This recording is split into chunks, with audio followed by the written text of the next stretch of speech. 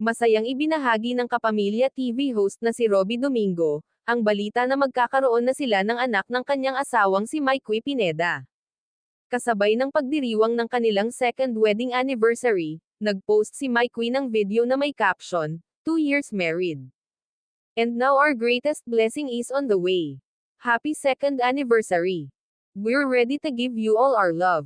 Hindi rin makapaniwala ang mga malalapit na kaibigan nilang sina Darren Espanto, Donnie Pangilinan, Catherine Bernardo, Vice Ganda, Coco Martin, Enchong D, at iba pa matapos malaman na magiging magulang na ang dalawa.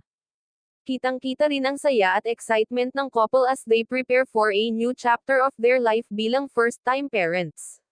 Isa ito sa mga naging wish nila Robby at Mikey nang mag-travel sila sa Taiwan.